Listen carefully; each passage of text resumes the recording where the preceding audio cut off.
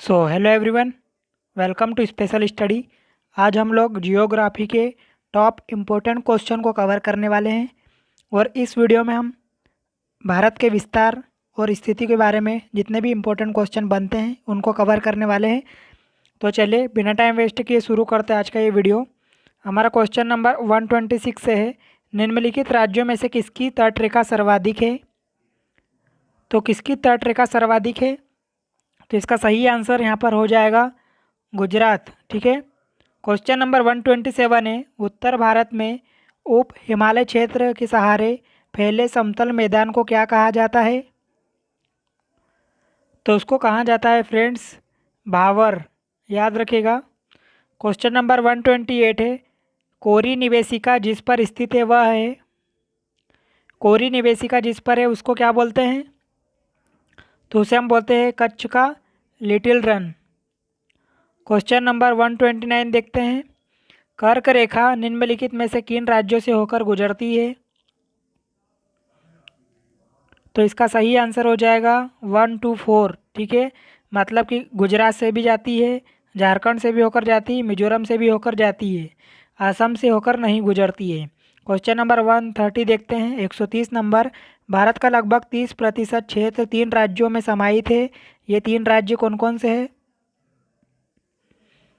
जिनका कि क्षेत्रफल सबसे ज़्यादा है। तो इसका सही आंसर हो जाएगा राजस्थान, मध्य प्रदेश और महाराष्ट्र। इन तीनों का क्षेत्रफल सबसे ज़्यादा है। कई बार एग्जाम में पूछते हैं ये। पश्चिमी घाट है, बताइए पश्चिमी घाट कौन सा है। तो पश्चिमी घाट है पठारों की ढलान। क्वेश्चन नंबर 138 है, आंध्र प्रदेश एक भाषाई राज्य के रूप में गठित किया गया था। कब गठित किया गया था, तो 1956 में किया गया था। 133 नंबर क्वेश्चन है, शिव समुद्र किस नदी द्वारा बनाया गया द्वीप है। शिव समुद्रम किस नदी द्वारा बनाया गया द्वीप है, तो ये है कावेरी। क्वेश्चन नंबर 134 है, भारतीय मानक समय का याम्योत्तर नहीं है, याम्योत्तर नहीं गुजरती है। तो महाराष्ट्र से गुजरती नहीं है भारतीय मानक समय। क्वेश्चन नंबर 135 देखते हैं, निम्नलिखित में से कौन सा केंद्र शासित प्रदेश नहीं है। निम्नलिखित में से कौन सा केंद्र शासित प्रदेश नहीं है, तो आप जानते हो गोवा एक राज्य है। क्वेश्चन नंबर 136 है, मणिपुर का अधिकांश धरातल है, मणिपुर का अधिकांश धरातल है पर्वतीय। फ्रेंड्स मैं जितने भी क्वेश्चन करवा रहा हूँ ये टॉपिक वाइज सीरीज चलवा रही है। ठीक है, अगर आपको वीडियो अच्छा लगता हो तो इसे लाइक कीजिएगा और चैनल पर नए हो तो सब्सक्राइब भी कीजिएगा। ठीक है, क्योंकि मैं वही कंटेंट आपको दे रहा हूँ जो कि आपकी एग्ज़ाम के लिए काफ़ी इंपॉर्टेंट है। क्वेश्चन नंबर 137 है, तमिलनाडु व आंध्र प्रदेश के तट का नाम क्या है। तो कोरोमंडल है तमिलनाडु व आंध्र प्रदेश के तट का नाम। क्वेश्चन नंबर 138 है, भारत प्रमुखतः एक उष्णकटिबंधीय देश कहलाता है निम्नलिखित के कारण। तो किसके कारण भारत प्रमुखतः एक उष्णकटिबंधीय देश कहलाता है, तो ये फ्रेंड्स कहलाता है अक्षांशीय विस्तार के कारण। 139 की बात करते हैं, भारतवर्ष आकाश में आकार में विश्व का, बताइए आकार में भारत कौन से नंबर पर आता है, तो 7वां सबसे बड़ा देश है क्षेत्रफल की दृष्टि से। क्वेश्चन नंबर 140 देखते हैं, भारत के लिए समुद्र मार्गी की खोज किस श्रेय किसको जाता है। समुद्र मार्गी की खोज किसने करी थी, तो पुर्तगालियों ने करी थी, याद रखिएगा। क्वेश्चन नंबर 141 है, पूर्वी तटीय मैदान का एक अन्य नाम है। तो पूर्वी तटीय मैदान का अन्य नाम क्या है, कोरोमंडल तटीय मैदान। ऑप्शन नंबर सी सही हो जाएगा यहाँ पर। क्वेश्चन नंबर 142 देखते हैं, भारत के भौगोलिक मानचित्र कौन तैयार करता है। तो भारत के भौगोलिक मानचित्र कौन तैयार करता है बताइए, तो भारतीय सर्वेक्षण करता है भारत के भौगोलिक मानचित्र। क्वेश्चन नंबर 143 देखते हैं, झारखंड किस गोलार्ध में स्थित है। तो बताइए झारखंड किस गोलार्ध में स्थित है, तो ये है उत्तर में स्थित है। 144 है, निम्नलिखित में से कौन सा युग्म सुमेलित नहीं है, बताइए कौन सा युग्म सुमेलित नहीं है निम्नलिखित में से, तो नागपिट्टम जो कि आंध्र प्रदेश में नहीं है, ये यहाँ पर रॉन्ग है।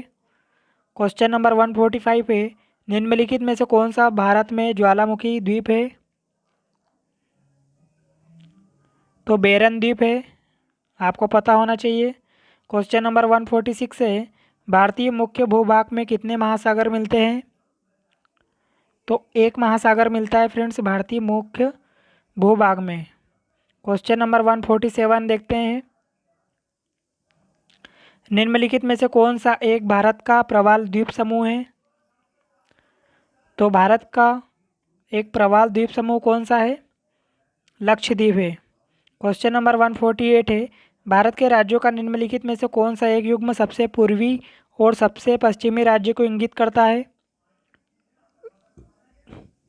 अरुणाचल प्रदेश और गुजरात पश्चिमी राज्य को इंगित करता है। क्वेश्चन नंबर 149 है, भारत के पश्चिमी तटीय मैदान के उत्तरी भाग को जिस अन्य नाम से भी जाना जाता है वह है, तो वो उसको बोलते हैं कोंकण, याद रखिएगा। क्वेश्चन नंबर 150 है, निम्नलिखित में से कौन से कथन सही है? बताइए कौन सा कथन सही हो जाएगा। तो असम की सीमा बांग्लादेश और भूटान से मिली है, सही है यहाँ पर। पश्चिम बंगाल की सीमा भूटान और नेपाल से मिली है, ये भी सही है। मिजोरम की सीमा बांग्लादेश और म्यांमार से मिली है, तो यहाँ पर ये भी सही है। मतलब इसका सही आंसर हो जाएगा ऑप्शन नंबर ए, 1 2 3 तीनों सही है। क्वेश्चन नंबर 151 देखते हैं, निम्नलिखित में से कौन सा मिलान सही नहीं है? बताइए कौन सा गलत युग्म है इसमें से। तो शिमला यहाँ पर गलत हो जाएगा, शिमला उत्तर प्रदेश में नहीं है। क्वेश्चन नंबर 152 है, मन्नार की खाड़ी किसके तट के साथ अवस्थित है? तो इसका सही आंसर हो जाएगा तमिलनाडु। क्वेश्चन नंबर 153 देखते हैं, निम्नलिखित भारतीय राज्यों पर विचार कीजिए, उपयुक्त राज्यों में से कौन से क्रमशः बृहत्तम और लघुत्तम है भौगोलिक क्षेत्र के आधार पर? तो यहाँ पर सही आंसर हो जाएगा 3 और 4, ठीक है।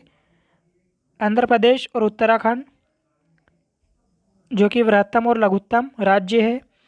क्वेश्चन नंबर 154 है, कोरोमंडल समुद्री तट किस राज्य में अवस्थित है? तो कोरोमंडल समुद्री तट किस राज्य में अवस्थित है? तमिलनाडु में, याद रखिएगा, कई बार एग्जाम में पूछते हैं ये। संरचनात्मक रूप से मेघालय किस क्षेत्र का भाग है? संरचनात्मक रूप से मेघालय क्षेत्र किसका भाग है? तो ये है ढक्कन का पठार का। क्वेश्चन नंबर 156 है, मरुस्थल, उर्वर मैदान और मध्यम रूप से वनांचलित पर्वत भारत के निम्नलिखित क्षेत्रों में से किस एक की ताक्षणिक विशेषता है? तो ये है उत्तर पश्चिम भारत की, ठीक है।